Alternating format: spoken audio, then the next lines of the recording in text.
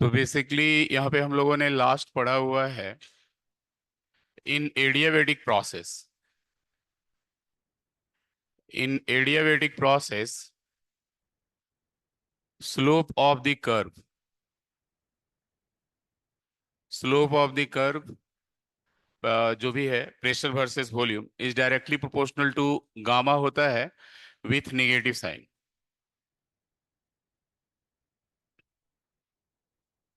With negative sign. तो अगर यहाँ पे ग्राफ हम लोग प्लॉट करते हैं आइसोथर्मल या एडियाबेटिक का, तो बेसिकली प्रेशर वर्सेस वॉल्यूम,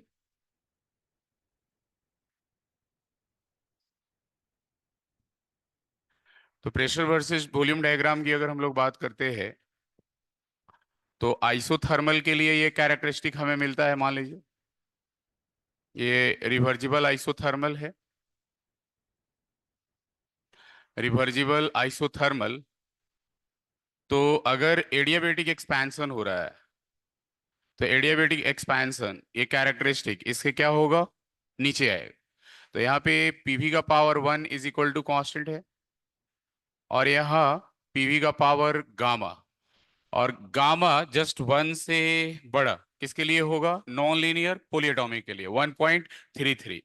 तो आप यहाँ पे बोल सकते हैं जब पीवी इज इक्वल टू, यहाँ पे गामा कितना होगा 1.33 इज इक्वल टू कांस्टेंट, यानी कर्व किसके लिए आएगा, ये नॉन लीनियर पोलिएटॉमिक के लिए। और नॉन लीनियर पोलिएटॉमिक के नीचे बेसिकली ये कर्व किसके लिए हम लोगों को मिलेगा, तो ये कर्व मिलेगा पीवी का power 1.4 is equal to constant. अब पीवी का power 1.4 is equal to constant होगा, तो ये हमें मिलेगा लीनियर पोलिएटॉमिक या डायटॉमिक के लिए, लीनियर या यहाँ पे आप कह सकते हो डायटॉमिक गैस के लिए, डायटॉमिक गैस के लिए। तो ये बेसिकली एडियाबेटिक प्रोसेस है, एडियाबेटिक प्रोसेस है, ये भी एडियाबेटिक प्रोसेस है। तो आइसोथर्मल एडियाबेटिक तो हमने कंपेयर किया था, लेकिन अब एडियाबेटिक बेसिकली अलग अलग मोनोएटॉमिक, डायटॉमिक और नॉन लीनियर पोलिएटॉमिक की अगर हम लोग बात करते हैं तो पीवी का power 1.67 is equal to constant. तो यहाँ पे ये हमें किसके लिए मिलेगा, मोनोएटॉमिक गैस के लिए, मोनोएटॉमिक गैस के लिए। तो यहाँ पे पिछले क्लास में हम लोगों ने लिखा था कि एक्सपेंशन में मैग्नीट्यूड किसका ज्यादा होगा, आइसोथर्मल का, रिवर्जिबल आइसोथर्मल का वर्क डन का मैग्नीट्यूड ग्रेटर होगा देन रिवर्जिबल एडियाबेटिक। और एडियाबेटिक में अगर हम लोग एरिया देखें तो किसका ज्यादा होगा, लीनियर नॉन लीनियर पोलिएटॉमिक, उसके बाद लीनियर या डायटोमिक गैस का। और सेम एडियाबेटिक प्रोसेस है, सेम इनिशियल पॉइंट से गैस एक्सपैंड हो रही है, तो सबसे कम मैग्नीट्यूड किसका होगा, मोनोएटॉमिक गैस का, मोनोएटॉमिक गैस का। तो यहाँ पे अगर मान लो एक रफ स्केच हम लोग बात करें कि प्रेशर वर्सेस वॉल्यूम,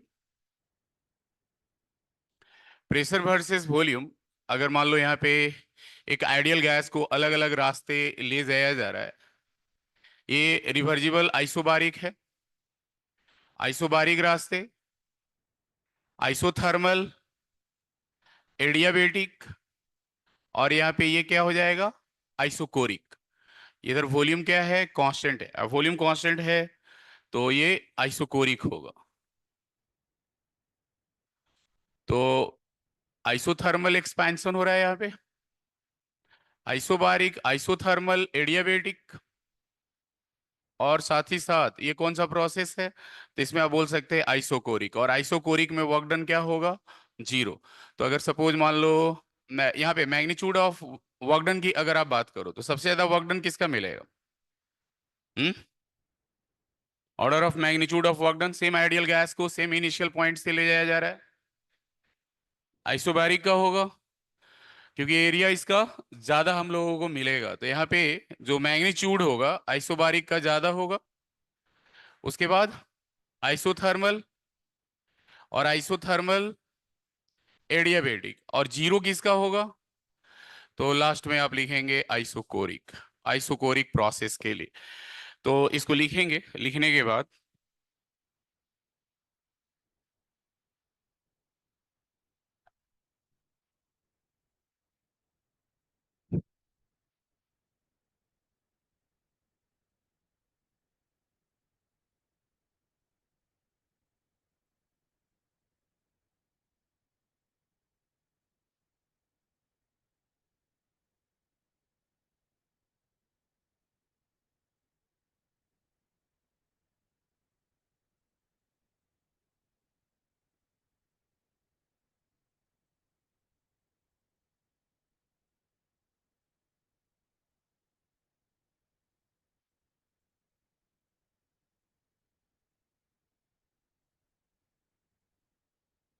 इसको हटा सकते हैं। ठीक है, यहाँ पे जितना जगह है। हम्म। ठीक है, तो यहाँ पे हम लोग लिख सकते हैं PV plot, PV plot for two gases, PV plot for two gases A and B undergoing in an adiabatic process, undergoing in an adiabatic process. Select the correct option. Select the correct option. जैसे मान लो यहाँ पे हमें pressure versus volume दिया हुआ है। अब pressure versus volume दिया हुआ है यहाँ पे, ये दो कर्व हमें दिया हुआ है ए और बी का।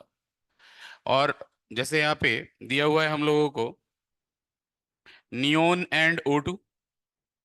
ऑप्शन बी में हमें दिया है N2 एंड आर्गन। सी में दिया है हीलियम एंड नियोन। और डी में दिया है O2 एंड N2।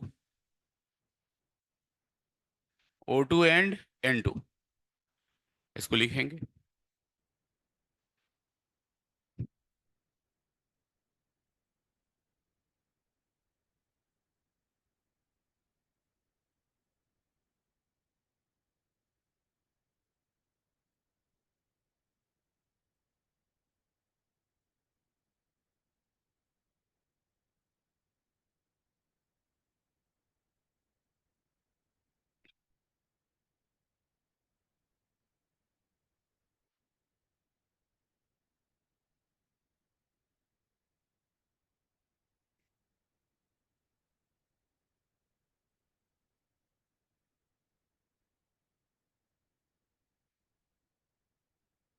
बताएं किसके लिए होगा ये, दो एडियाबेटिक प्रोसेस है।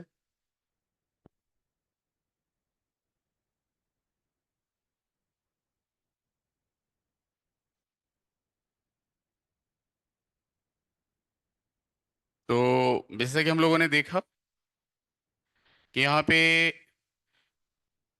गामा का मतलब पीवी का पावर, भी का पावर बढ़ते जाएगा, गामा का वैल्यू। तो जो कर्व है क्या होगा, आपने लिखा है slope is directly proportional to gamma with negative sign, नीचे आएगा। तो नीचे सबसे नीचे मोनो एटॉमिक होगा, then diatomic, then non linear polyatomic. तो यहाँ पे तो दो ही दिया हुआ है, डाई एटॉमिक और मोनो एटॉमिक। तो सबसे नीचे मोनो एटॉमिक होगा, यानी बी हो जाएगा मोनो एटॉमिक, और ये क्या हो जाएगा, डाई एटॉमिक। तो ए डाई एटॉमिक हमें दिया हुआ है इसमें, और बी दिया हुआ है mono atomic, nitrogen and argon, nitrogen and argon.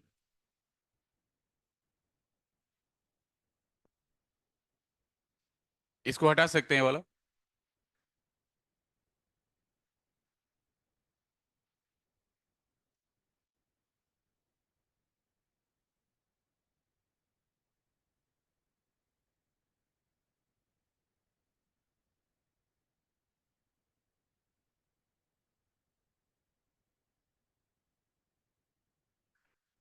तो यहाँ पे एक रफ स्केच, एक रफ पार्ट ये ध्यान में रखना चाहिए हम लोगों को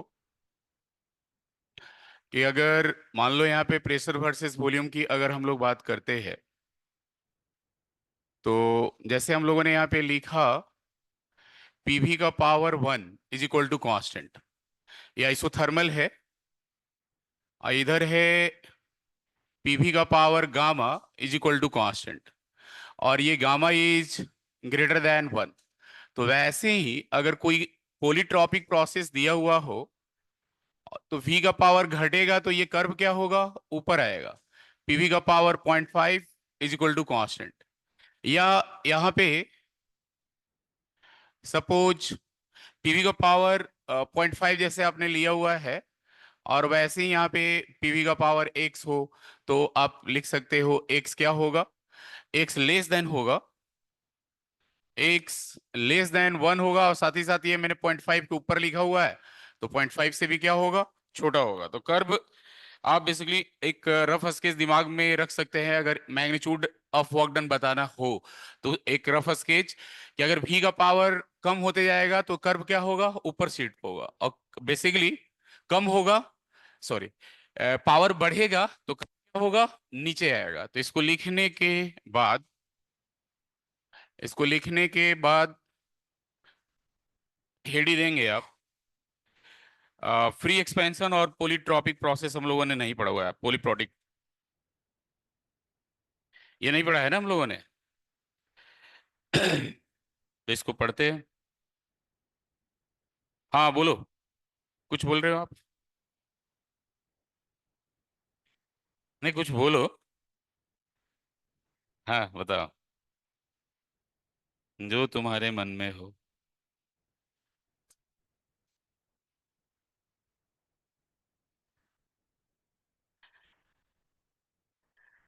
मन में तो कुछ चल ही रहा होगा।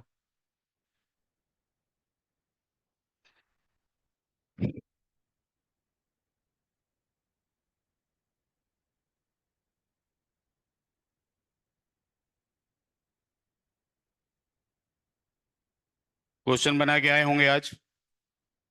हाँ।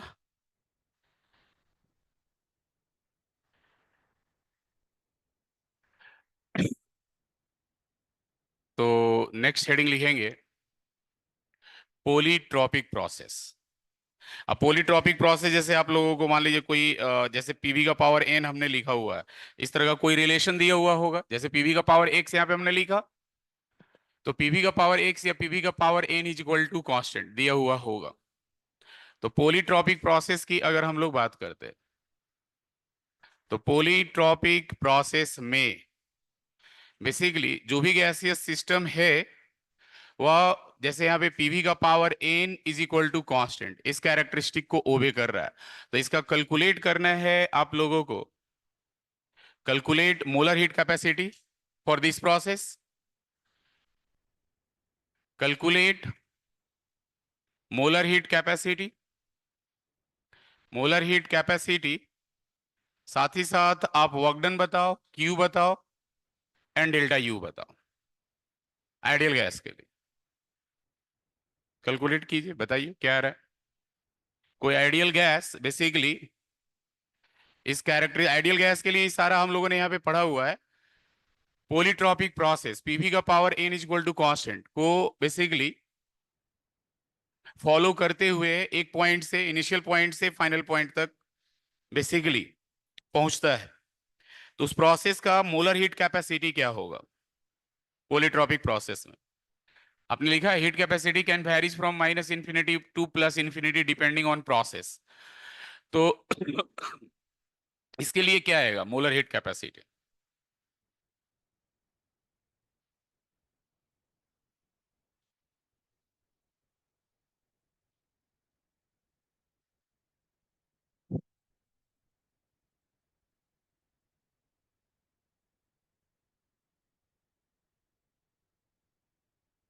सारा पढ़ा हुआ है आप लोगों का, ऐसा नहीं कि नहीं पढ़ा हुआ है, इस पे क्वेश्चन भी पहले किया था।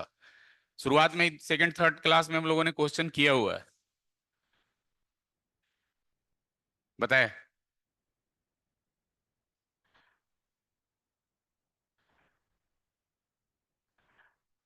बोलिए, कुछ कहना चाहते हैं आप तो।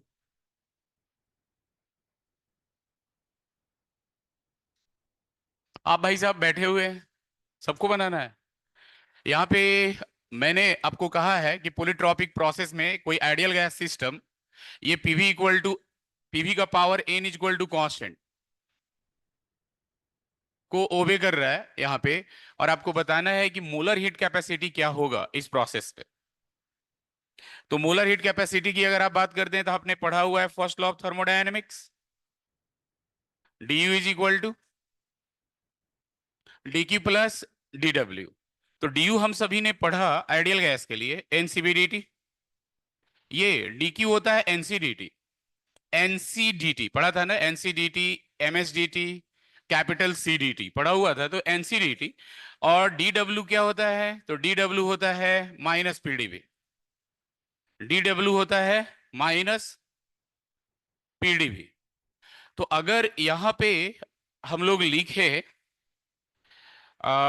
एनसीडीटी इज इक्वल टू, तो एनसीडीटी इज इक्वल टू मिलेगा एनसीबीडीटी प्लस पीडीबी लिखोगे, तो यहाँ पे और सी इज इक्वल टू हम लोगों को क्या मिलेगा, तो सी इज इक्वल टू मिलेगा सी भी plus P by N DV by D T मिलेगा ये, बताए। तो अगर हमें ये रिलेशन मिल जाए तो हम लोग प्रूव कर सकते हैं कि molar heat capacity for this process क्या होगा पॉलीट्रॉपिक प्रोसेस के लिए। तो हम लोगों ने ये जो रिलेशन दिया हुआ है इस रिलेशन को हम लोग यूज करेंगे, पीवी का power N is equal to constant, किसके लिए, आइडियल गैस के लिए। तो आइडियल गैस में हम लोगों ने पढ़ा है पीवी इक्वल टू एनआरटी, पढ़ा हुआ है ना आइडियल गैस। तो आप यहां से P के बदले में कांस्टेंट सपोज कोई K के बराबर होगा दिया हुआ, तो आप यहाँ पे पुट करोगे P is equal to K by V का पावर N इंटू भी बराबर एनआरटी। तो आप लिखोगे यहाँ पे K इंटू भी का पावर 1 - n, और एक सेकेंड यहां से कंफ्यूजन हो जाएगा, n से कंफ्यूजन होगा है ना, तो पावर x रख लेते हैं, कोई दिक्कत, पावर x रखेंगे तो कोई दिक्कत, पावर x रख लेते हैं, नहीं तो n से कंफ्यूजन होगा, तो n से कंफ्यूजन होगा। तो और तो कहीं लिखा नहीं है, पीवी का पावर x लिख सकते हैं आप, यहाँ पे पीवी का पावर x, तो क्या आएगा यहाँ पे आप बताए, k बाई भी का power x N R T, तो क्या मिलेगा हमें, k is equal to k into V का power 1 - x N R T, तो यहाँ से क्या रिलेशन मिलेगा बताएं आप।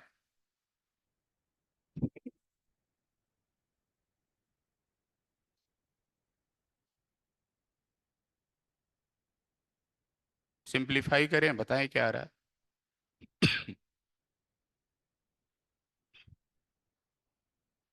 देखने से तो नहीं आएगा, डिफरेंशिएट करेंगे, डीवी बाई डी टी आपको मिल जाएगा यहाँ से, डिफरेंशिएट करके बताएं क्या आ रहा है।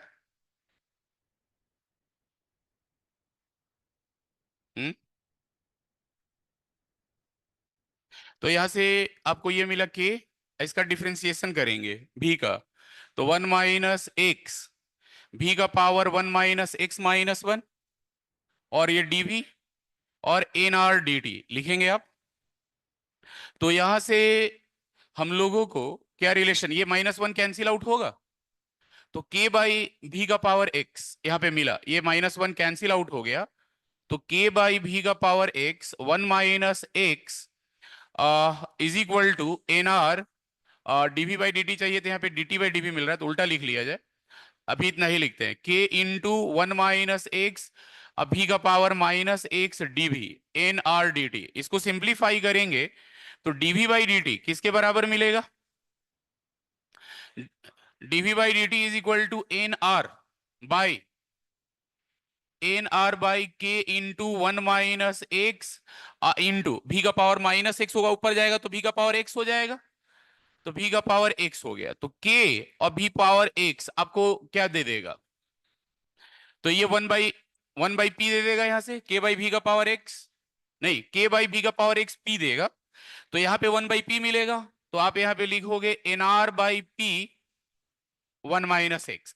तो अब इस डीवी बाई डी टी को हम लोग पुट करेंगे, इस डीवी बाई डी टी को यहाँ पे पुट करेंगे, तो हम लोगों को मोलर हीट कैपेसिटी मिल जाएगा, क्या मिलेगा मोलर हीट कैपेसिटी इस प्रोसेस का, C is equal to C V plus P by N I into DV by D T, कितना आया हुआ है, डीवी बाई डी टी मिला हुआ है N R by P into 1 - x, ये आ रहा है, तो यहां से n कैंसिल आउट होगा, p कैंसिल आउट होगा, यानी molar heat capacity is equal to C भी प्लस आर बाई 1 - x। और सीवी आपने पढ़ा है कि सीवी इज इक्वल टू क्या होता है, आर बाई गामा -1, सीवी क्या होता है पढ़ा है आप लोगों ने, सीवी होता है R by gamma -1, this is R by 1 - x, ये आपको क्या दे देगा, molar heat capacity for polytropic process. तो मोलर हीट कैपेसिटी तो लिखा हुआ है, आप क्यू लिखें, डेल्टा यू लिखें और वर्क डन लिखें, इसको हटा सकते हैं ये 2 3 लाइन।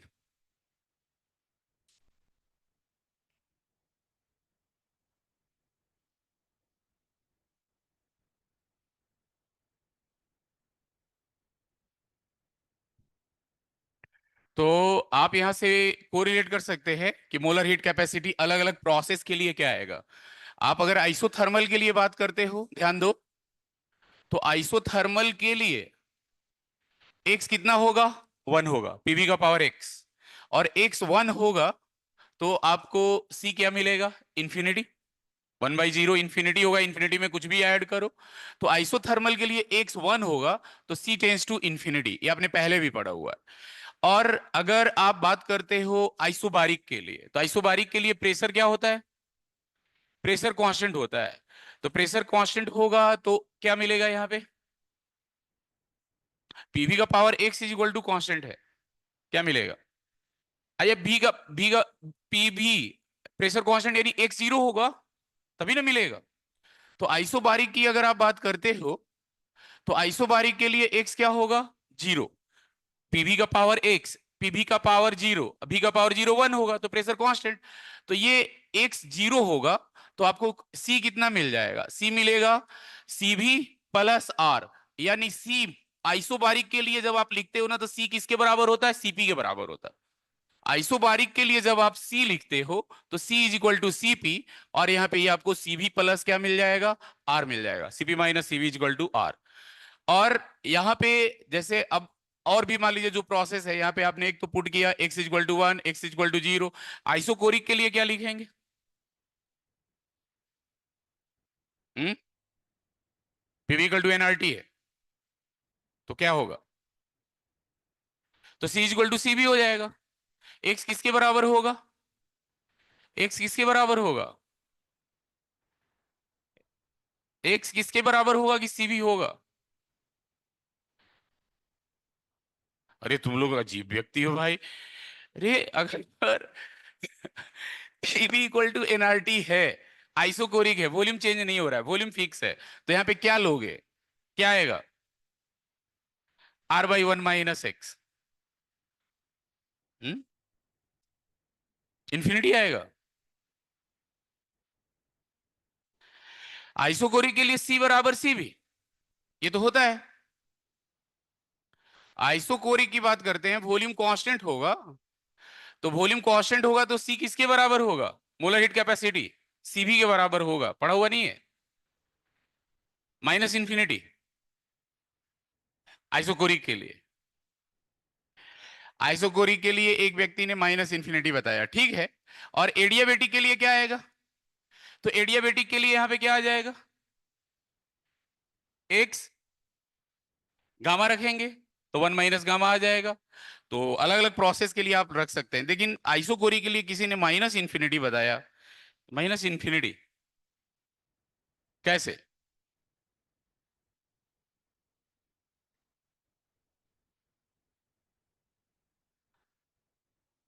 आर,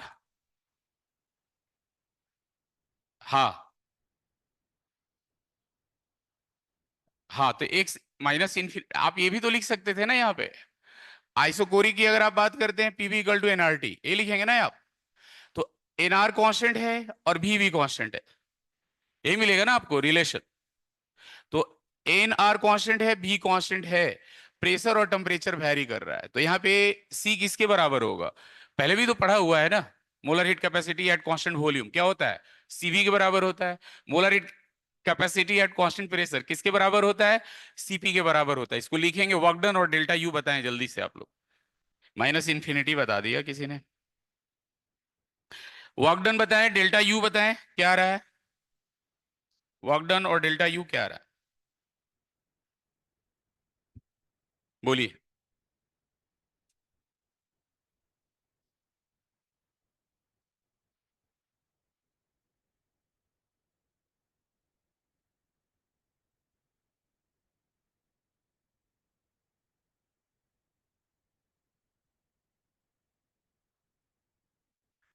तो आप बताओ यहाँ पे D U is equal to क्या लिखोगे, आइडियल गैस है तो हमेशा यही फॉर्मूला लगेगा ना, एनसीबीडीटी, और डेल्टा यू क्या लिखोगे आप, एनसीबी डेल्टा टी, इसमें कोई चेंज नहीं होगा, आपने ऑलरेडी प्रूफ किया हुआ है डी यू। और डी यू के बाद अगर वर्कडन की हम लोग बात करते हैं तो हम लोगों ने ये पढ़ा हुआ है F L O T, delta U बराबर क्या होता है बताएं आप, क्यू प्लस डब्ल्यू, तो अगर आपको यहाँ पे डीक्यू कैलकुलेट करना है, सपोज डीक्यू कैलकुलेट करना है, तो डीक्यू क्या होगा? एनसीडीटी। और एनसीडीटी यानी क्यू किसके बराबर होगा? NC delta T. सी अभी आपने प्रूफ किया, तो सी प्रूफ किया तो क्या आएगा? NCV plus R by one minus X delta T के बराबर होगा पोलिट्रॉपिक प्रोसेस के लिए। और अगर यहां पे हम लोग बात करते हैं किसकी? फर्स्ट लॉ ऑफ थर्मोडायनेमिक्स के, तो हम लोगों ने पढ़ा है डेल्टा यू बराबर क्यू प्लस डब्ल्यू, पढ़ा हुआ है ना? तो यहाँ पे डब्ल्यू क्या होगा? तो डब्ल्यू होगा delta U minus Q. Delta U minus Q, तो डेल्टा यू आपने लिखा है NCV delta T, minus Q यहाँ पे लिखा हुआ है, क्यू आपने लिखा है NCV R by one minus X, और एन इंटू, एक सेकेंड इसको अलग कर लेते हैं, एन इंटू सी भी अब plus R by one minus X delta T. तो आप देख सकते हैं ये तो कैंसिल आउट हो जाएगा एनसीबी वाला टर्म, तो क्या मिलेगा? डब्ल्यू, बोलिए। तो आपको यहाँ पे डब्ल्यू मिलेगा डेल्टा यू माइनस क्यू, और ये मिलेगा आपको, बोलिए, एन आर डेल्टा टी। अब भाई तो निगेटिव को मल्टीप्लाई कर देंगे तो x माइनस वन हो जाएगा। तो यानी आप लिखोगे यहाँ पे N R T two minus T one अब by X minus one. N R T two क्या होगा? पी टू वी टू अब minus P one V one, P two V two minus P one V one by X minus one. तो polytropic process के लिए work done Q delta U, molar heat capacity आप calculate कर सकते हैं। इसको लिखेंगे, और लिखने के बाद लिखेंगे फ्री एक्सपेंशन।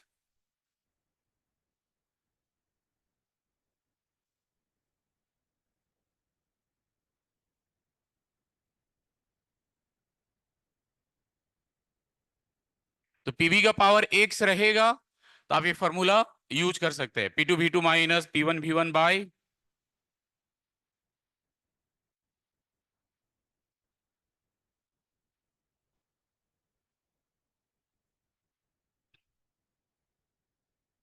बोलो।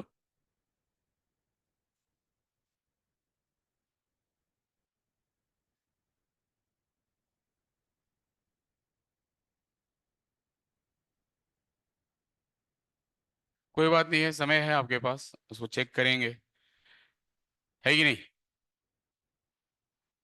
क्या? क्या इनफाइनाइट आ रहा है? क्या वर्क डन?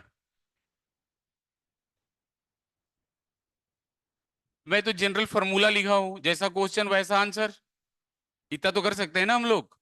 जैसा क्वेश्चन फंक्शन दिया हुआ होगा, जो रिलेशन दिया हुआ होगा, उसके अनुसार हम लोग आंसर रिपोर्ट करेंगे। तो क्वेश्चन इनफाइनाइट हो सकता है, हम लोगों ने बस यहाँ पे एक्स के रेस्पेक्ट में इसको डिराइव किया हुआ है, पीवी का power X is equal to constant. आगे बढ़ा जाए। आइए, आसान है याद रखना, जैसे आपने एडियाबेटिक में याद रखा है P two V two minus P one V one by gamma minus one. तो पोलिट्रॉपिक प्रोसेस के लिए भी आप ये फॉर्मूला याद रख सकते हैं, P two V two minus P one V one by X minus one. तो वर्कडन आप याद रख सकते हैं, ये सी डेल्टा टी याद रख सकते हैं, मोलर हीट कैपेसिटी का फॉर्मूला आप याद रख सकते हैं। अब आगे बढ़ते हैं, बोलिए। अगर किसी को यहाँ कंफ्यूजन है तो आइसोकोरिक की अगर आप बात करते हैं, ध्यान देंगे, अभी आपने यहाँ डी क्यू लिखा हुआ है एनसीडीटी, तो क्यू आप क्या लिखते हो? डी आप लिखते हो, ध्यान दोगे आप, D U is equal to, आप लोग मेहनती इंसान हो, इस पे कोई डाउट नहीं कर सकता है। आपने कहा आइसोकोरिक, आइसोकोरिक पे कुछ लोग कंफ्यूज हो रहे हैं इसलिए, तो आइसोकोरिक में डी डब्ल्यू क्या होगा? क्लास में नहीं रहेगा, डी डब्ल्यू क्लास से बाहर चला गया। तो D U is equal to क्या मिला? D Q at constant volume. और डी क्यू क्या है? एनसीडीटी। तो molar heat capacity at constant volume क्या हो जाएगा? तो ये हो जाएगा एनसीवीडीटी। यानी आपने लिखा इस सी को कांस्टेंट वॉल्यूम पे किसके बराबर? सीवी के बराबर, इसीलिए मैंने वहां डायरेक्ट लिखा हुआ है, पहले पढ़ाया हुआ है। फिर बाकी तो आप लोग मैथमेटिक्स का स्टूडेंट हो, अपना काम करते रहोगे। ये बेसिकली मैंने ऐसी एक रफ स्केच लिख दिया कि कुछ लोग इधर उधर सोच रहे हैं, तो मैं उसको इसको हटा सकते हैं। हम्म। तो फ्री एक्सपेंशन क्या पढ़े हैं आप लोग, कुछ बताएं। Free expansion.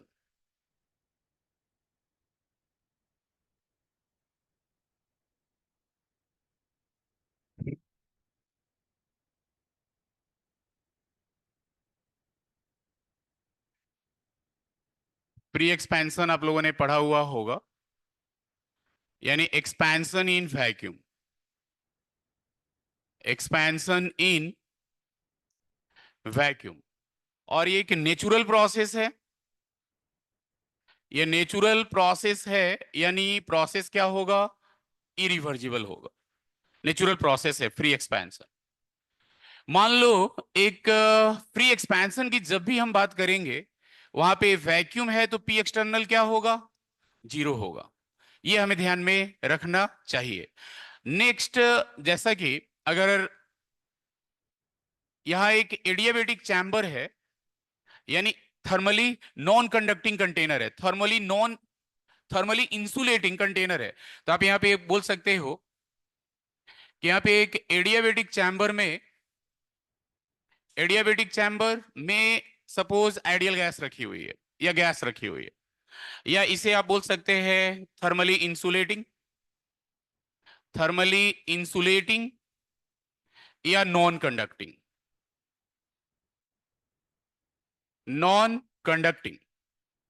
और इधर मान लो कि यहां पे इधर क्या है, वैक्यूम है। इधर वैक्यूम है, तो इधर बेसिकली वैक्यूम में ला करके वैक्यूम में ला करके इस चैम्बर को ओपन किया जाता है, एडियाबेटिक चैम्बर को। तो बेसिकली एडियाबेटिक चैम्बर को ला करके मान लो कि यहां पे ओपन कर दे, ये वैक्यूम है इधर। अब वैक्यूम में जब इसको हम लोग ओपन करेंगे तो जो गैस यहां से निकलेगी, जो गैस निकलेगी वो एक्सपैंड होगी। क्यों? क्योंकि यहां एक्सटर्नल फोर्स और एक्सटर्नल प्रेशर नहीं है। तो बेसिकली यहां पे पी एक्सटर्नल और एक्सटर्नल फोर्स नहीं है, तो गैस का एक्सपेंशन होगा, क्योंकि गैस के एक्सपेंशन को अपोज करने के लिए वैक्यूम में एक्सटर्नल फोर्स और एक्सटर्नल प्रेशर नहीं है। तो आप बोल सकते हैं आइडियल गैस आइडियल गैस जैसे यहां पे मान लो ये आप ओपन करोगे, यहां पे ये कंटेनर ओपन करोगे तो गैस एक्सपैंड होगी। तो ideal gas undergoes expansion because there is there is not any external force या pressure, there is not any external force or pressure available to oppose the expansion of ideal gas। तो यहां पे कोई basically external force और external pressure available नहीं है। तो आप बताएं कि जब एक्सटर्नल फोर्स और एक्सटर्नल प्रेशर अवेलेबल नहीं है और गैस एक्सपैंड हो रही है, तो क्या होगा?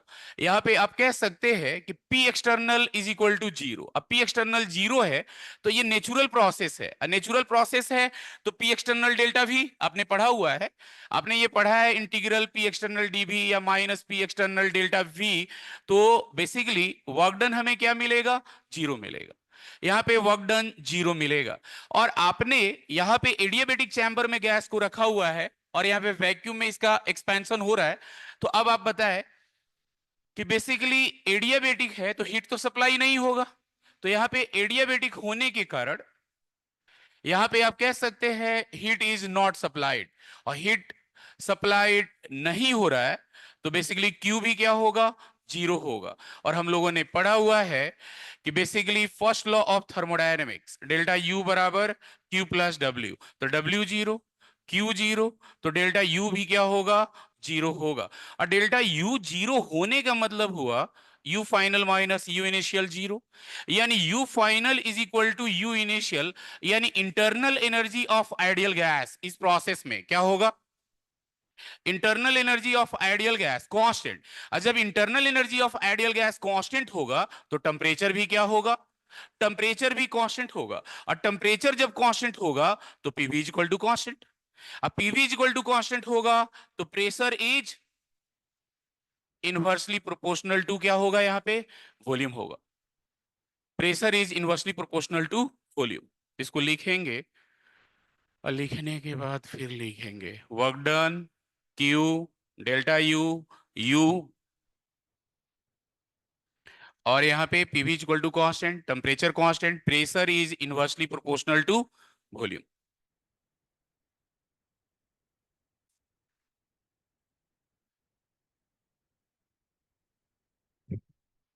ठीक है,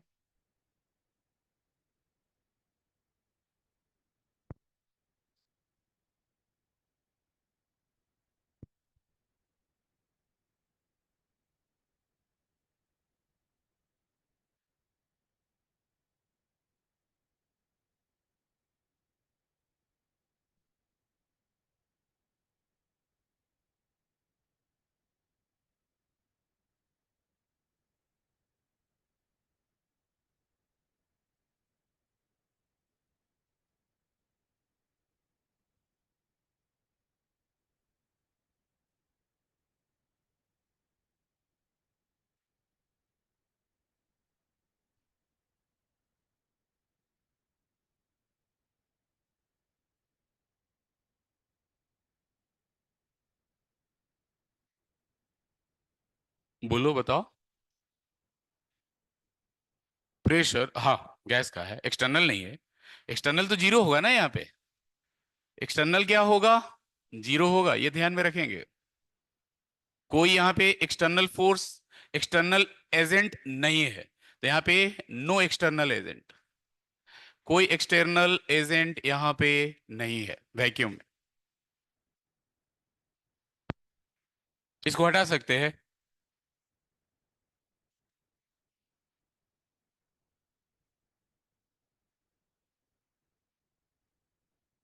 हम्म, रुकना है। अच्छा, तो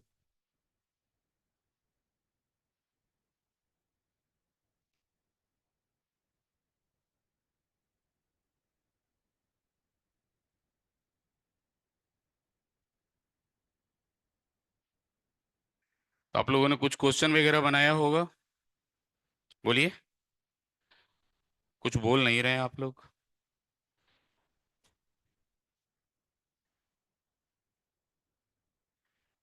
ठीक है, इसमें एक क्वेश्चन दिया हुआ है, इसको आप लोग बनाओ तो थोड़ा सा।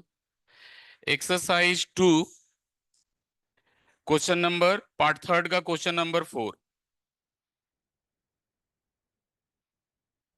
एक्सरसाइज 2 पार्ट थर्ड का question number 4। Exercise 2 part third, question number 4।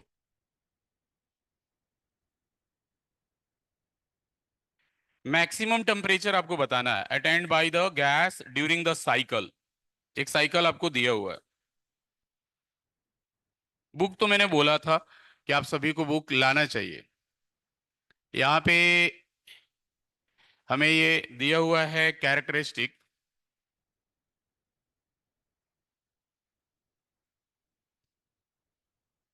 Pressure versus volume का। अब प्रेशर वर्सेस वॉल्यूम का दिया हुआ है ए से बी, बी से सी और सी से ए। यहाँ वॉल्यूम आपको दिया है 2 लीटर, ये 1 लीटर, 1 बार और 4 बार, 1 बार और 4 bar. Pressure versus volume A B C, और N is equal to 1 mole है आइडियल गैस, 1 मोल है आइडियल गैस। साइक्लिक प्रोसेस है, सामने दिखाई दे रहा है। तो maximum temperature attend bye ideal gas आपको बताना है। Maximum temperature attend bye ideal gas, attend bye ideal gas during cycle क्या होगा आपको बताना है सभी लोगों। 2 मिनट टाइम है, बताएं।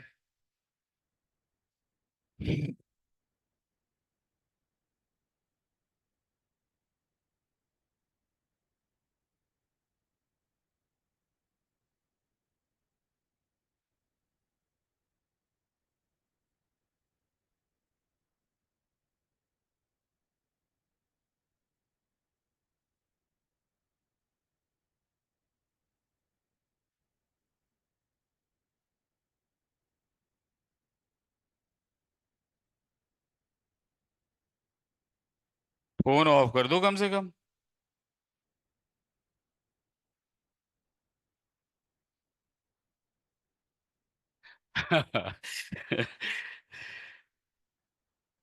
याद रखे हो अभी तक नहीं?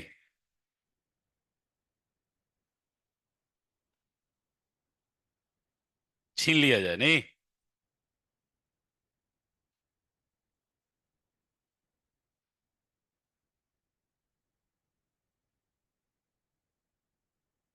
क्या आ रहा है बताएं।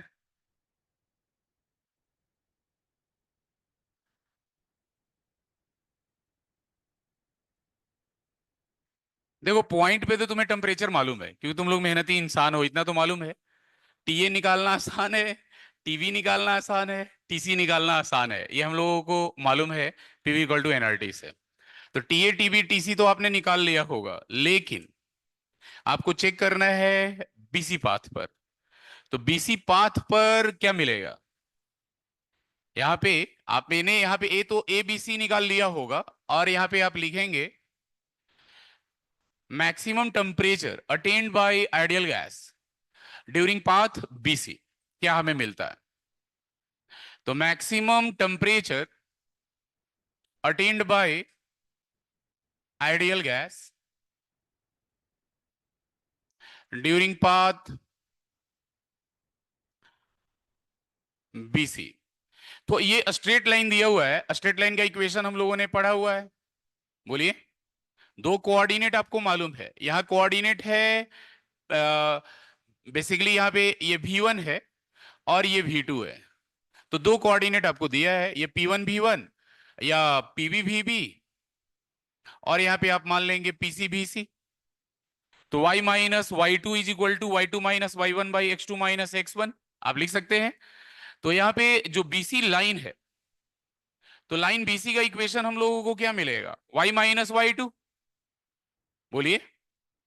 तो P2 minus P1 by V2 minus V1 अभी माइनस V2, ये मिलेगा। तो P2 यहाँ पे क्या दिया हुआ है बताएं आप? P2, P2 किसी को इसको सेकंड मान सकते हो, या कोई एक को मानोगे आप? तो क्या यहाँ पे इक्वेशन मिलता है? इक्वेशन बताएं क्या आ रहा है? P minus P two is equal to P2 minus P1 by V2 minus V1 V minus V2। तो अगर मान लो इसको हम लोग मान लेते हैं, सेकंड मान लेते हैं, तो P माइनस P2 क्या लिखेंगे आप? P2 कितना आ जाएगा? 1 आएगा। बोलिए इसका कोऑर्डिनेट।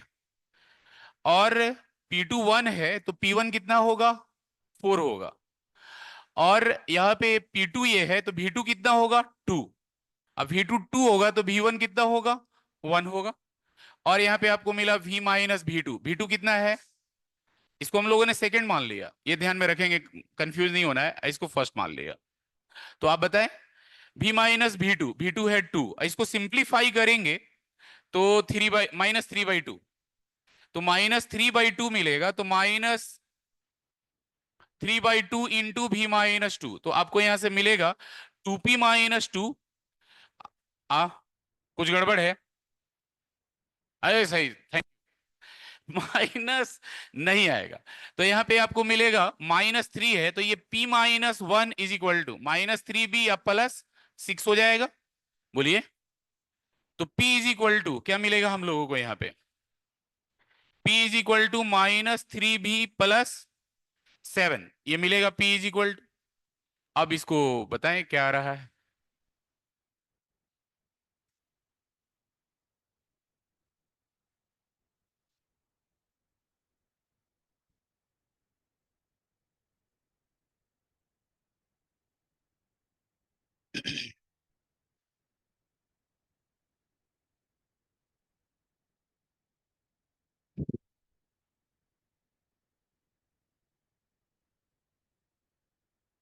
बोलिए।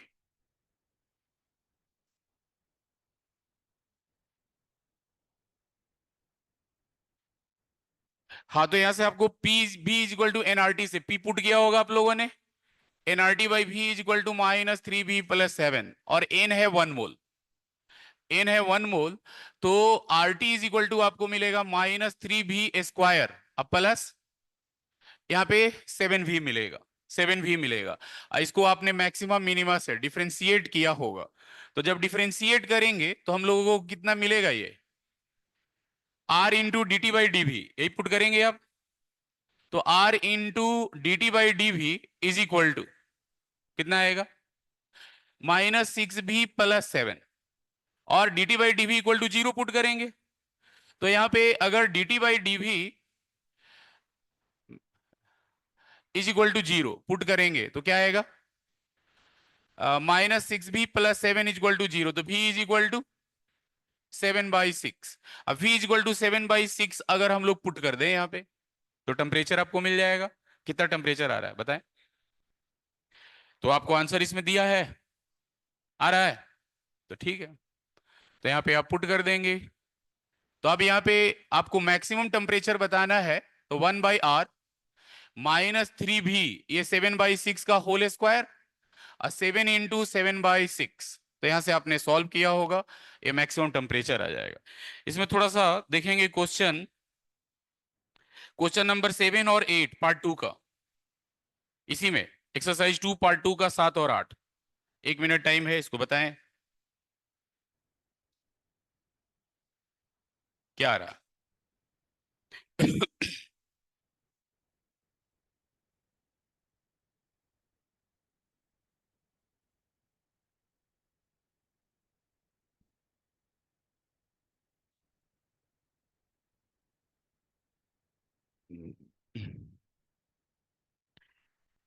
7 तो बन गया होगा, क्लास में भी किया है। 7 बन गया तो 8 देखेंगे, एक्सरसाइज 2 पार्ट 2 का। एक्सरसाइज 2 पार्ट 2 का 7 और 8, किसी का कोई डाउट है तो आप पूछ सकते हैं। आइसोथर्मल और एडियाबेटिक हमने कंपेयर किया हुआ है। आइसोथर्मल में T1 और T2 बराबर होगा, बताएं। एडियाबेटिक का फाइनल टेम्परेचर कम हो जाएगा, यानी T3 is less than T1 या T2, यही होगा। तो T3 इज लेस देन, यानी गलत दिया हुआ है। अगर आप क्वेश्चन नंबर 8 की बात करें, पार्ट 2 में जैसे आपको दिया हुआ है, ध्यान देंगे। पार्ट 2 में क्वेश्चन नंबर 8 एक्सरसाइज 2 का, तो आपको दिया हुआ है reversible isothermal expansion and reversible adiabatic expansion. Reversible adiabatic expansion, तो इसमें टी फाइनल घटेगा और इसमें टी इनिशियल और टी फाइनल बराबर होगा, T1 और T2 बराबर होगा। और इसका जो टी फाइनल है T3 लेस देन T1 या लेस देन T2, क्या होगा, छोटा होगा। तो ये तो गलत होगा। सी में आपसे कहता है कि आप वर्क डन बताओ किसका ज्यादा होगा, किसका वर्क डन ज्यादा होना चाहिए। तो वर्क डन, अगर आप एरिया की बात करते हैं तो बेसिकली आइसोथर्मल का ज्यादा होगा, लेकिन विथ साइन अगर आप बात करते हैं एक्सपेंशन, ये हटा सकते हैं वाला, ये वाला हटा सकते हैं।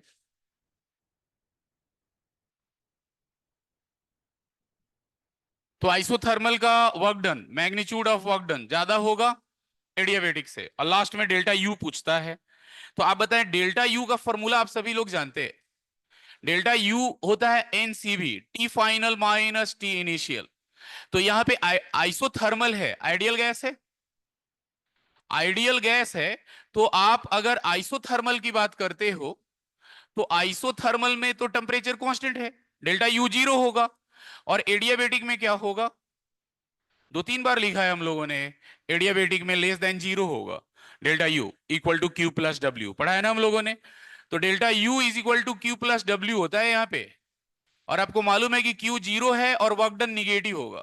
तो delta U is equal to negative हो जाएगा एक्सपेंशन के कारण, क्योंकि एक्सपेंशन यहाँ पे हो रहा है। तो ये आप बना सकते हैं। इसमें एक ग्राफ आपको दिया हुआ है फर्स्ट पेज पे, exercise 2, question number 2, question number 4, question number 5, 2 4 5, 2 4 5, exercise 2 part first.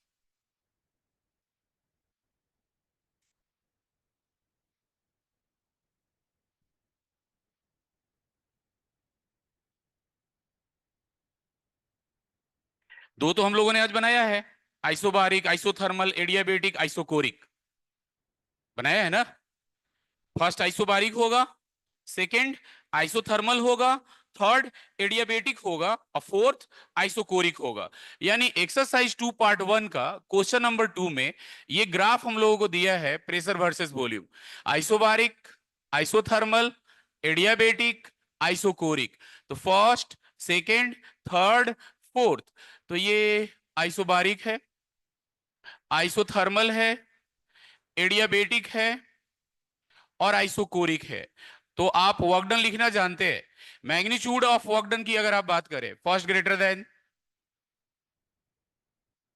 Next कहता है चौथा नंबर, क्वेश्चन नंबर 4,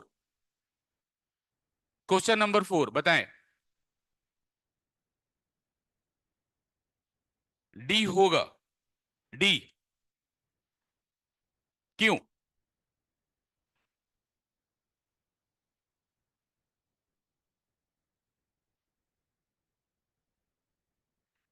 एक तो आर से एस जा रहा है और दूसरा एस से आर आ रहा है।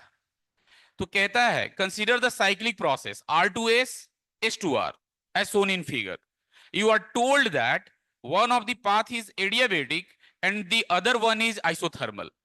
तो अगर आप कहते हो कि आइसोथर्मल है कोई एक पाथ, तो उस पर टेम्परेचर कांस्टेंट होगा, और दूसरा पाथ एडियाबेटिक है तो एक्सपेंशन होगा तो टेम्परेचर घटेगा, और कंप्रेशन है तो टेम्परेचर बढ़ेगा।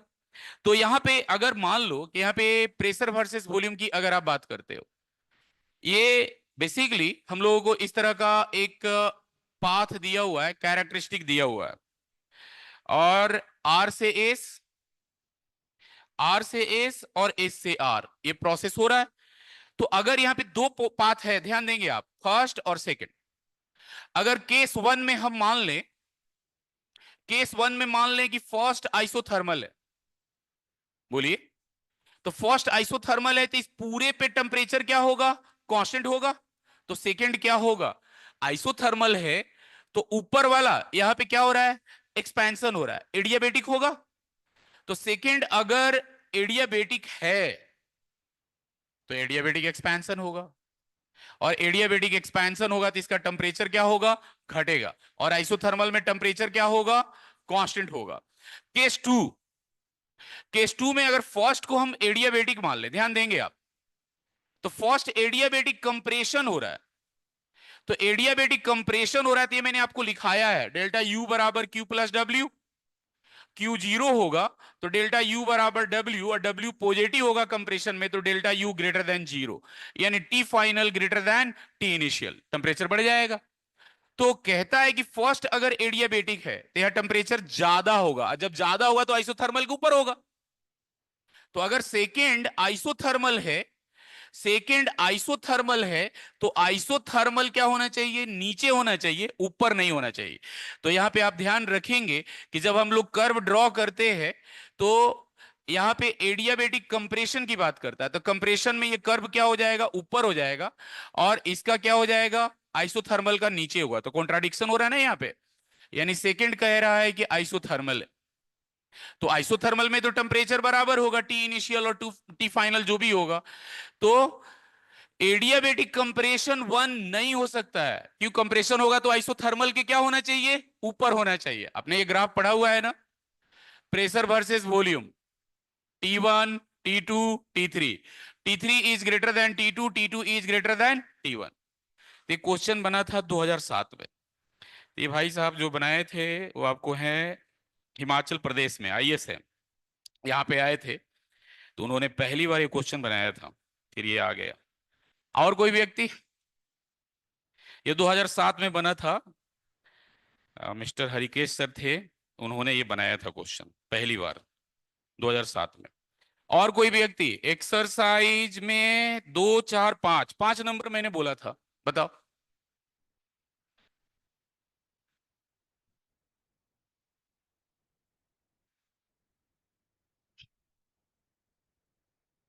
हम्म, क्वेश्चन नंबर 5, क्वेश्चन नंबर 5 की अगर हम लोग बात करते हैं, pressure versus volume, pressure versus volume, और आप लोग मेहनती इंसान है कि नहीं? बोल दो, इस पे तो कोई डाउट नहीं है। तो जब डाउट नहीं है तो ये वर्क डन बता दो। यानी ए से बी से सी से डी, ये आइसोथर्मल है। ये आइसोथर्मल एक्सपेंशन है, एक लाइन का क्वेश्चन है और आप लोग हैं। डब्ल्यू ए से डी की बात करता है तो क्या लिखोगे? डब्ल्यू ए से बी, डब्ल्यू बी से सी, डब्ल्यू सी से डी, बस इतना ही है। तो आप बताओ यहां पे इसका डेटा क्या दिया हुआ है? प्रेशर है पी नॉट, यही दिया हुआ है ना यहां पे। अब वॉल्यूम आपको मालूम है तो डब्ल्यू ए बी कितना होगा? Minus P naught two V naught minus V naught. W B C क्या लिखोगे? Minus NRT L N V C by V B. तो minus NRT, PV equal to NRT होता है, तो चाहे इनिशियल का रिलेशन लिखो या फाइनल का रिलेशन लिखो, PV equal to NRT, P one V one बराबर पी टू वी टू होगा। तो कोई एक लिख लेते हैं हम लोग। यहां का प्रेशर हमें मालूम है पी नॉट, अब वॉल्यूम है टू वी नॉट, तो आप लिखेंगे P naught into two V naught. आपकी इच्छा अगर होती कि नहीं मैं यहां का लिखूंगा तो यहां का भी लिख सकते हैं आप। ये फोर वी नॉट है, तो यहां का प्रेशर क्या हो जाएगा? आधा हो जाएगा। पी वन वी वन बराबर पी टू वी टू से यहां का प्रेशर आप निकाल सकते हैं।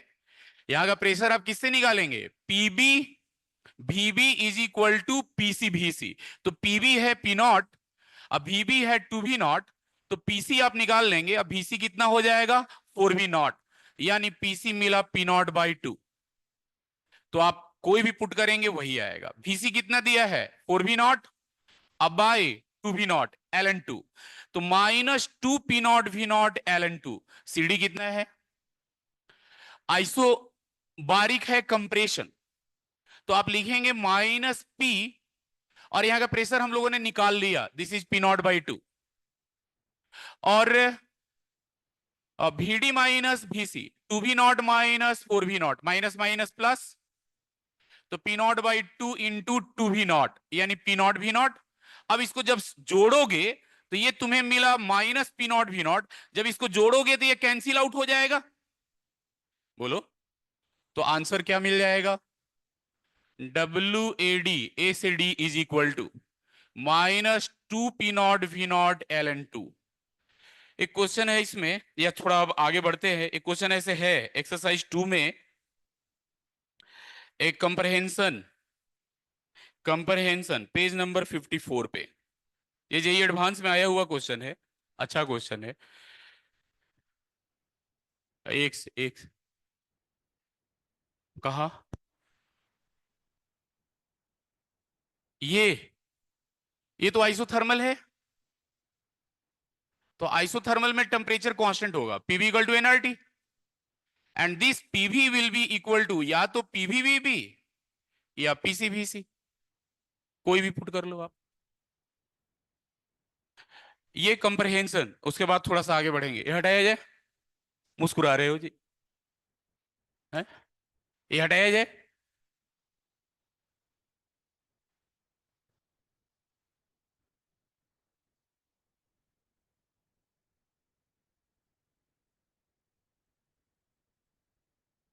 कंप्रहेंशन है 300, 3 4 5। एक्सरसाइज वन बनाए आप लोग। चलिए, बहुत खुशी की बात है, आप पूछेंगे। एक व्यक्ति ने ये क्वेश्चन पूछा था, exercise one part third, exercise one part third. अब मैंने बोला था इसका जरूरत नहीं है, क्यों? क्योंकि जब आप आगे इंजीनियरिंग करते हैं ना, तब सेकेंड ईयर में बेसिकली इस डिग्री ऑफ फ्रीडम का कैलकुलेशन होता है, और इसको इसमें डाल दिया गया है। यानी वहां पे हम लोग पढ़ते हैं, गिब्स फेज रूल पढ़ते हैं इंजीनियरिंग में, केमिकल इंजीनियरिंग में। तो वहां पे जैसे ये दिया हुआ है, पेज नंबर 48 पे दिया है, पेज नंबर C1, यानी 40, पेज नंबर 48 है ये। C1 क्वेश्चन है, कहता है NH4Cl सॉलिड, NH4Cl सॉलिड से क्या बन रहा है? NH4Cl गैस, और यहां पे NH3 gas plus HCl gas. इसका जरूरत नहीं पड़ेगा, क्यों? क्योंकि एनसीईआरटी में भी नहीं है, इस बुक में दे दिया गया, इंजीनियरिंग में आता है ये। तो यहाँ पे डिग्री ऑफ फ्रीडम की बात करता है, डिग्री ऑफ फ्रीडम। तो एफ इज इक्वल टू, यानी कैपिटल एफ हम लोग वहां पे यूज करते हैं। तो एफ बेसिकली, एफ यूज करो या कैपिटल यू एफ यूज करो, इसको हम लोग डिग्री ऑफ फ्रीडम कहते हैं। और ये degree of freedom F is equal to होता है C minus P plus two, C minus P plus two होता है। तो सी होता है कंपोनेंट, कितना उस सिस्टम में जो भी आपको क्वेश्चन में मिला हुआ है उसमें कितने कंपोनेंट है, कंपोनेंट। साथ ही साथ यहां पे पी होता है phase of substance, physical state जो भी फेज है। और यहां पे अगर आप बात करें, ध्यान देंगे, NH4 सॉलिड से, NH4Cl सॉलिड से NH4Cl गैस और NH3HCl गैस, तो कंपोनेंट क्या होगा, इसमें केमिकल कंपोजिशन चेंज नहीं हो रहा है। NH4Cl सॉलिड से NH4Cl गैस बन रहा है और NH4Cl गैस से ही NH3 और HCl गैस बन रहा है। तो यहां पे आप कह सकते हो कि बेसिकली NH4Cl बेसिकली एक सबस्टांस है जो कि सॉलिड में भी है, गैस में भी है, और उसके गैस से NH3 और HCl बन रहा है। तो यहां पे आप कह सकते हो कि यहां पे जो केमिकल कंपोजिशन है चेंज नहीं हो रहा है, no change in chemical composition, no change in chemical composition of system. Composition of system का केमिकल चेंज नहीं हो रहा है, और नहीं हो रहा है तब आप कहोगे कि यहां पे कंपोनेंट कितना होगा, कंपोनेंट वन होगा। और सॉलिड और गैस दो यहां पे फिजिकल स्टेट है, तो फेज कितना होगा, टू। तो आप एफ इज इक्वल टू लिखेंगे सी माइनस पी प्लस टू, यानी one minus two plus two, यानी एफ कितना आएगा, वन आएगा। जरूरत नहीं है, क्योंकि ये इंजीनियरिंग का पहला, जब आप करेंगे मतलब वहां पे अपना इंजीनियरिंग कोर्सेज, तो इसको और भी कुछ सिखाया जाएगा। बेसिकली यहाँ पे ये आ गया है, जरूरत नहीं है। जो आपने पढ़ा हुआ है degree of freedom, monoatomic, diatomic, non linear, polyatomic, उसको ध्यान में आप रखेंगे। मैंने एक्सरसाइज 2 पार्ट 4 का 345 बोला था, 3 4 5। बनाया है।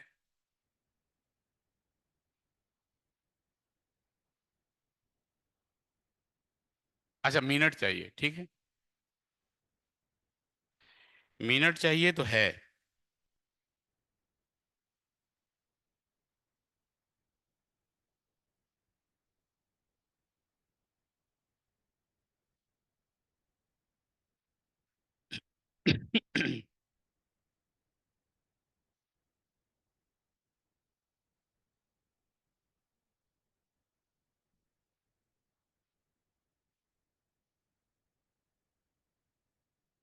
इसको हटा सकते हैं, ये वाला। हम्म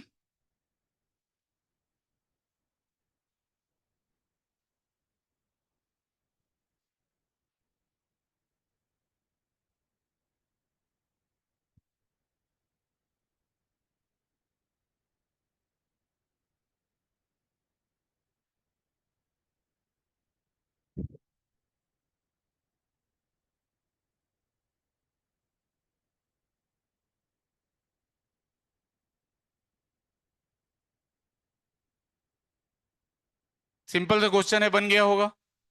इधर कुछ लोगों ने कुछ लिखा है, बी ऑप्शन। चलो ठीक है, 3 4 5 बनाए।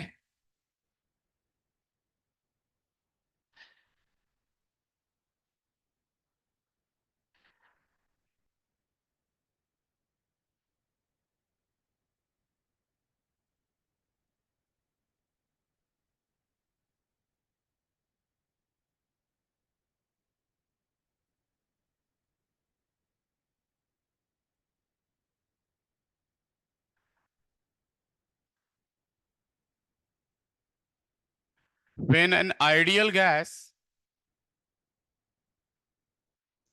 when an ideal gas is heated at constant pressure,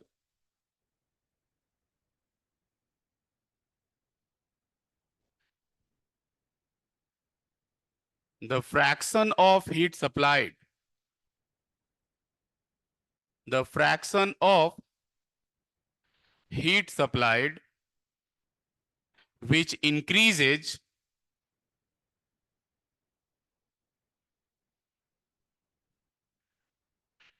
find the fraction of heat supplied which increases the internal energy.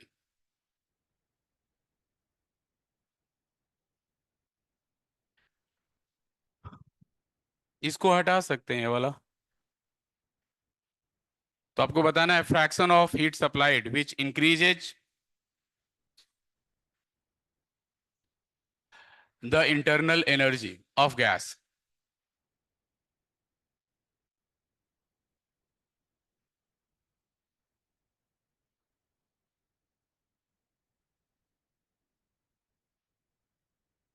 बोलो लास्ट बेंच।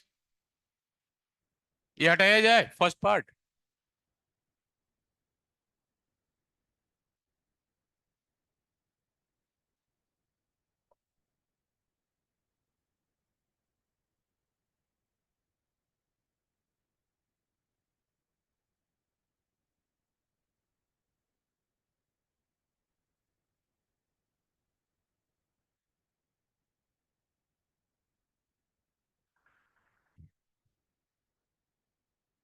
345 कितने लोगों ने बना लिया? 3 4 5।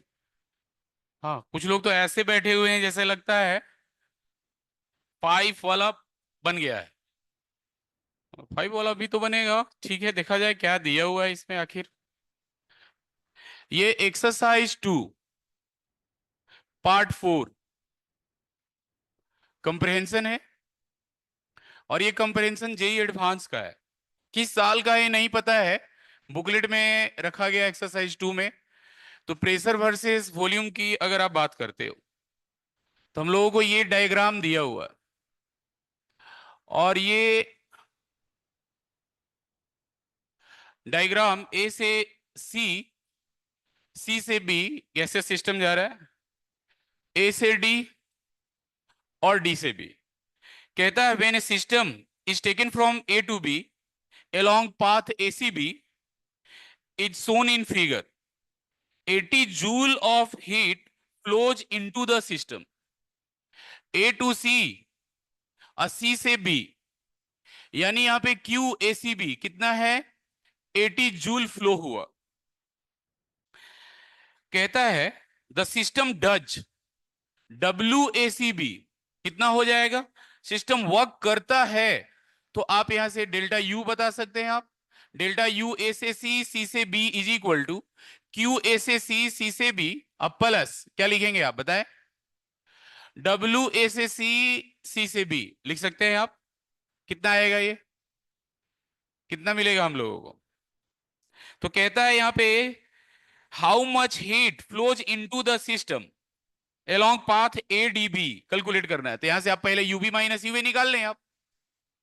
तो UB माइनस UA कितना मिलेगा यहां से बताए? यहां पे तो ये ACB आपको दिया हुआ 80 जूल माइनस 30 जूल, ये आ गया 50 joule. This is UB minus UA। और इंटरनल एनर्जी स्टेट फंक्शन है, तो चाहे आप इस रास्ते से जाओ या इस रास्ते से जाओ, UB माइनस UA तो सेम होगा। तो अगर ADB की अगर आप बात करते हैं तो यहां पे अगर हम लोग बात करें A से D और D से B, तो आप यहां पे लिखेंगे QA से D और D से B। या आप ये भी लिख सकते थे कि डेल्टा U A से B की अगर आप बात करते हैं तो डेल्टा U A से D अब प्लस डेल्टा U D से क्या लिखेंगे? B। ये ब्रेक भी कर सकते हैं आप, इसमें पुट कर सकते हैं। तो क्या दे रहा है? How much heat flows into the system along path ADB। तो ये तो वही आएगा UV minus UA 50 joule. Delta U A से डी क्या लिखेंगे आप? डेल्टा यू ए से डी। अब कहता है if the work done by the system, इस रास्ते से कितना है? तो आपको इतना मेहनत नहीं करना, एक साथ लिख देना है।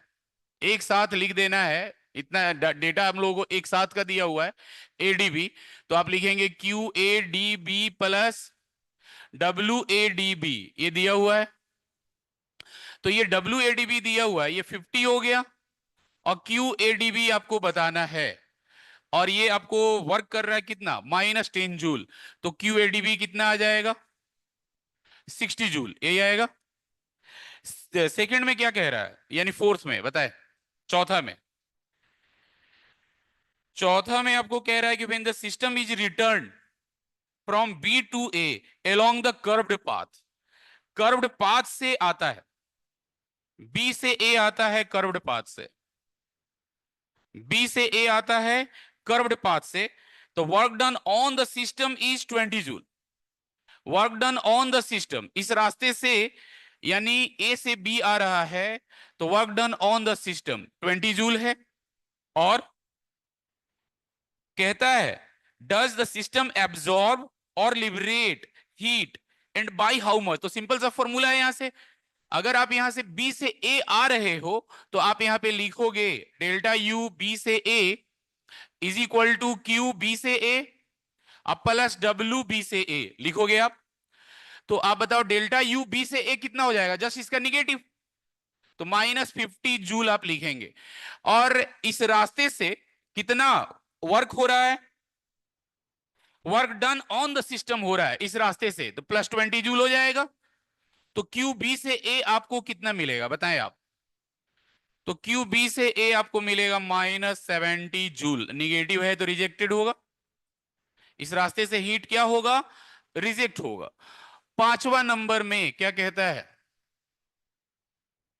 फिफ्थ में ईडी माइनस ई दिया हुआ है, यानी यूडी माइनस यूए कितना दिया है, 40 जूल। और कहता है heat absorbed in the process, AD और डीबी बताना है। तो यूडी माइनस यूए मालूम है और साथ ही साथ आपको यूबी माइनस यूए भी मालूम है, और ये कितना है, 50 जूल है, 50 जूल है। और एक वर्क डन भी आपको दिया हुआ है क्वेश्चन में, कहीं पे ऊपर में दिया है ना, ऊपर में पैराग्राफ में लिखा हुआ है कि when a system is taken from A to B along path A C B 80 joule of heat flows into the system. 80 joule heat flow कर रहा है किधर से किधर जाने में, ए सी बी, और 30 जूल दिया हुआ है तो उसको यूज कर लो, बताओ कितना आ रहा है। क्यूएडी और क्यूबीडी बताना है, एडी और डीबी, ए से डी, डी से बी। क्यूएडी भी आपको 60 जूल दिया हुआ है यहां पे, बोलिए।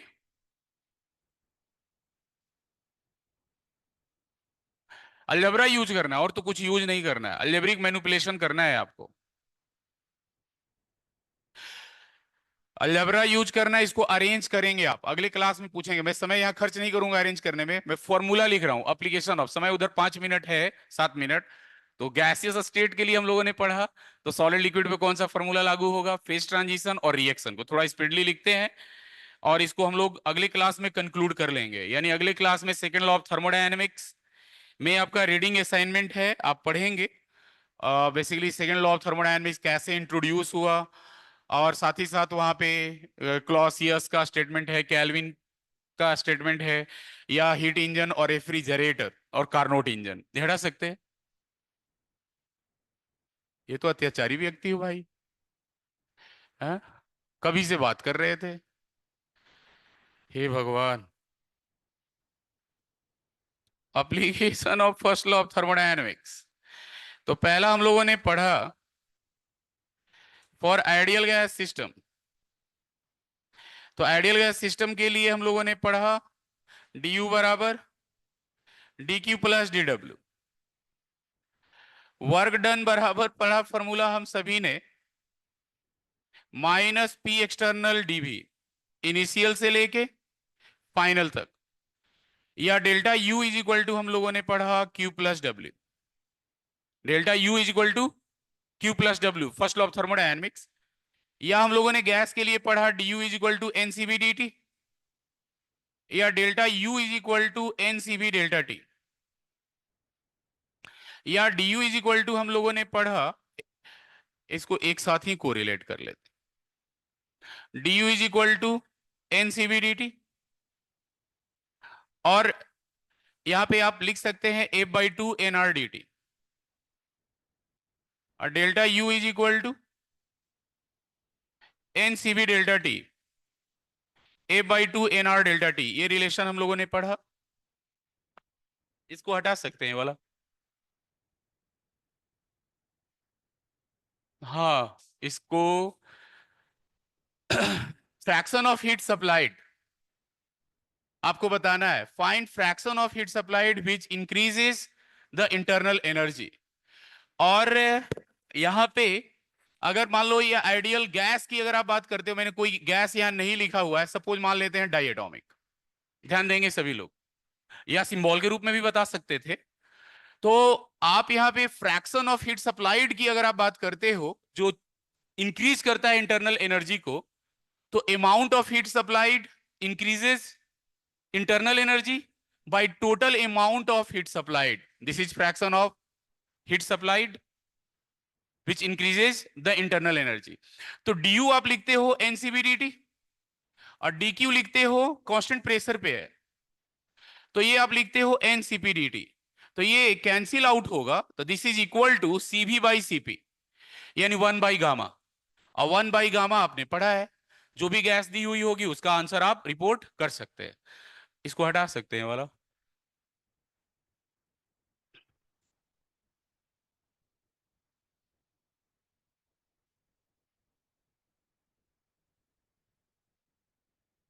इसको रीअरेंज करेंगे, ध्यान रखेंगे आप।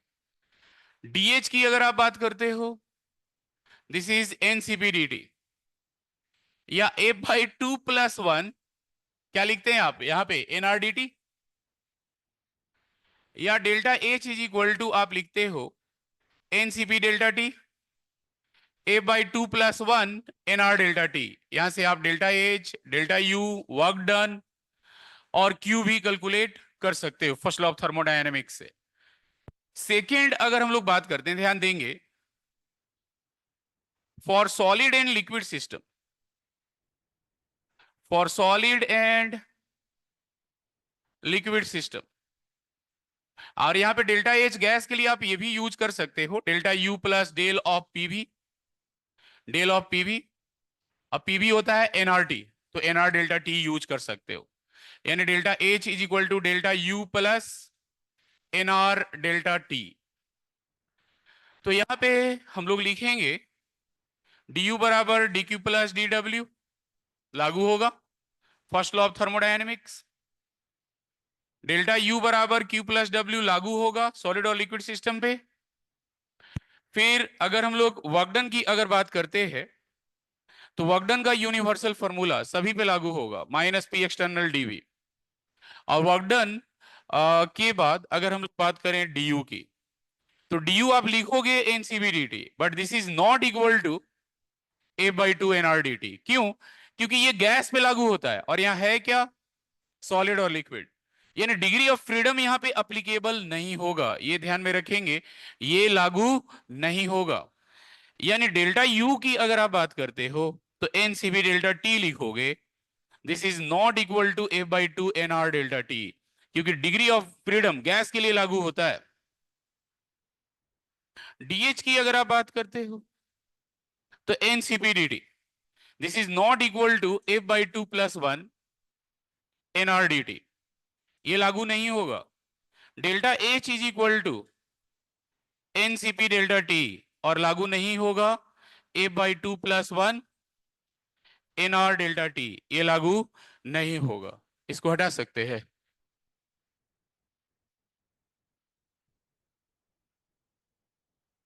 ये वाला।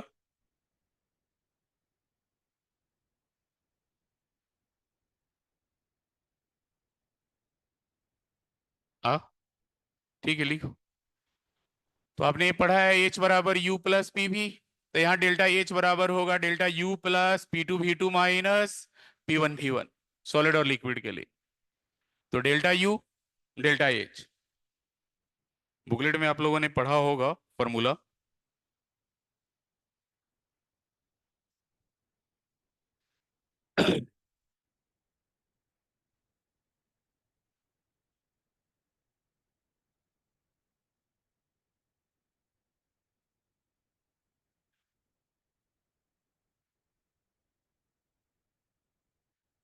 आगे बढ़ा जाए, बोलिए। तो ये आप याद रखेंगे सॉलिड और लिक्विड सिस्टम का। एक दो क्वेश्चन आगे करेंगे। इस फॉर्मूला को हम लोगों ने शुरुआत में थर्ड फोर्थ जो भी सेकंड थर्ड क्लास हुआ होगा वहां पे यूज किया है सॉलिड और लिक्विड सिस्टम के लिए। लिक्विड सडनली कंप्रेस हुआ था, एक्सपैंड हुआ था, उस पर क्वेश्चन किया हुआ है। तो इसको लिखने के बाद third point, phase transition. Phase transition तो आप लोगों ने पढ़ा है कि generally phase transition occurs at constant temperature and pressure. आप यहां पे बोल सकते हैं जनरली फेज ट्रांजिशन। आपके बुकलेट में एक क्वेश्चन दिया है कैल्शियम कार्बोनेट का, कैल्साइट और अरेगोनाइट। एक बार जरूर देखेंगे, समय मिलेगा तो मैं अभी डिस्कस कर लूंगा, नहीं तो अगले क्लास में। तो फेज ट्रांजिशन से रिलेटेड एक क्वेश्चन दिया है, साथ ही साथ एक्सप्लेनेशन किया है। सॉलिड से सॉलिड, सॉलिड से लिक्विड, लिक्विड से लिक्विड में कोई खास सिग्निफिकेंट वॉल्यूम चेंज नहीं होता है, तो वर्क डन नेग्लिजिबल होता है। और सॉलिड से गैस, लिक्विड से गैस में सिग्निफिकेंट एक्सपेंशन होने के कारण हमें सिग्निफिकेंट वर्क डन मिलता है। तो वो क्वेश्चन आप एक बार जरूर देखेंगे। तो generally phase transition occurs at constant temperature and pressure. और लोग खुश हो जाते हैं। क्या खुश हो जाते हैं?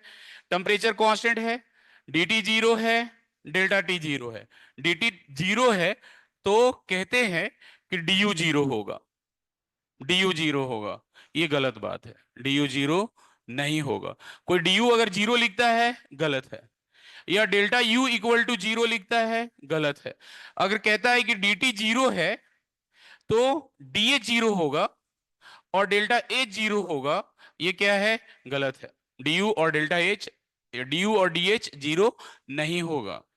तो डी और डी एच जीरो नहीं होगा। Generally phase transition occurs at constant temperature. अब ध्यान से सुनेंगे, जब सॉलिड से लिक्विड बन रहा है फेज ट्रांजिशन पे, तो during phase transition kinetic energy of molecule remain same रहता है, बट उसका पोटेंशियल एनर्जी अलग अलग फेज में क्या होगा? अलग अलग पोटेंशियल एनर्जी चेंज हो जाता है।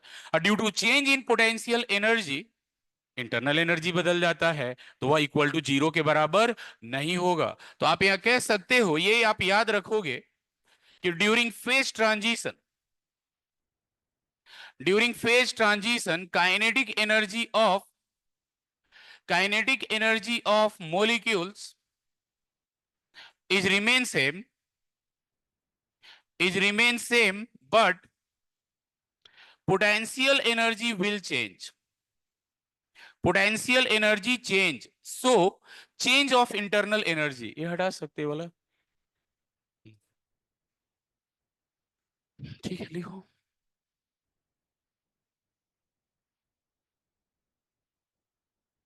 अगले क्लास में कार्नोट इंजन रीडिंग असाइनमेंट है, रेफ्रिजरेटर हीट इंजन आपके बुकलेट एच सी वर्मा या जो भी आपका फिजिक्स का किताब होगा उससे देख लेंगे, या केमिस्ट्री में होगा तो केमिस्ट्री में देख लेंगे। इसको हटाया जाए।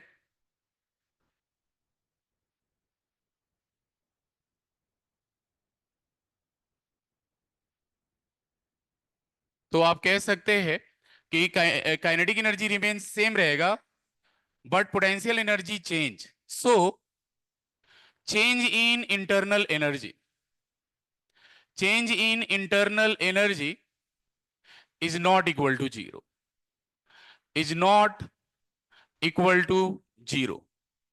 तो यहां पे डी यू जीरो नहीं होगा, ये ध्यान में रखेंगे। Delta U not equal to zero. और आप जानते हैं कि डेल्टा एच बराबर delta U plus del of P भी होता है। तो डेल्टा एच भी जीरो, डेल्टा एच भी जीरो यानी D H not equal to zero, और डेल्टा एच भी क्या होगा? Not equal to zero. अब इंटरेस्टिंग पॉइंट ये है कि वर्क डन का यूनिवर्सल फार्मूला हम लोगों ने पढ़ा हुआ, बस ज्यादा देर नहीं लिखेंगे। माइनस पी एक्सटर्नल डीवी, कहां से लेके कहां तक? इनिशियल से लेके फाइनल तक ये फॉर्मूला लागू होगा यहाँ पे। और अगर आप बात करते हो, ध्यान दो, अगर आप फेज ट्रांजिशन में आ, आपने लिखा है generally phase transition occurs at constant temperature and pressure. And transfer of heat at constant pressure is equal to change in enthalpy. ये हमने लिखा था कांस्टेंट प्रेशर प्रोसेस में। कांस्टेंट प्रेशर प्रोसेस आप नोट्स में देखेंगे कि हम लोगों ने लिखा है transfer of heat at constant pressure is equal to delta H QP, DQP is equal to DH होता है, आपने लिखा हुआ है। यानी Q किसके बराबर होगा, डेल्टा H के बराबर होगा। और आपने पढ़ा होगा latent heat of phase transition, latent heat of phase transition, latent heat of fusion, vaporisation, condensation, sublimation. तो यहाँ पे ये आपको Q किसके बराबर मिलेगा, तो Q मिल जाएगा यहाँ पे ml के बराबर मिलेगा। Q क्या मिलेगा, ml, latent heat of phase transition. तो Q और डेल्टा H इसके बराबर होगा।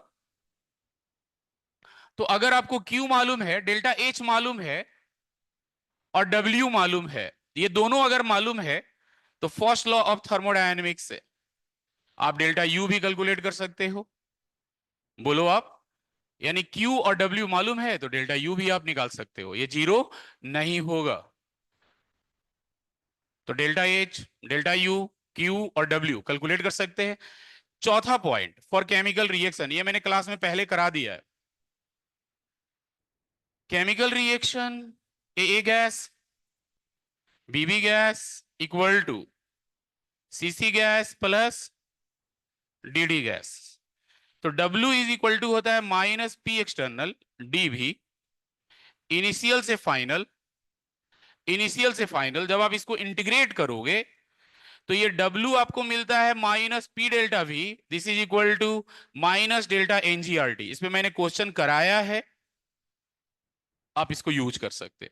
रिएक्शन के लिए एक रिलेशन आपने पढ़ा है, इस पे भी क्वेश्चन आपको कराया था, डेल्टा H बराबर delta U plus delta एनजीआरटी। Chemical reaction के लिए डेल्टा H बराबर डेल्टा U प्लस डेल्टा एनजीआरटी आप यूज करेंगे, जहां पे डेल्टा एनजी किसके बराबर है, sum of coefficient of gaseous product minus sum of coefficient of gaseous reactant. तो अगले क्लास में कुछ क्वेश्चन करते हुए इसको कंप्लीट करेंगे, आप अपना 1 2 3 बना लेंगे, जो डाउट होगा पूछ लेंगे। इंट्रॉपी का एक क्वेश्चन है कहीं पे, तो इंट्रॉपी अगर पहले आया है तो जो हम लोगों ने नहीं पढ़ा है उसको डिस्कस नहीं करेंगे, लेकिन जो पढ़ा है उसको डिस्कस करेंगे। बस आज इतना ही।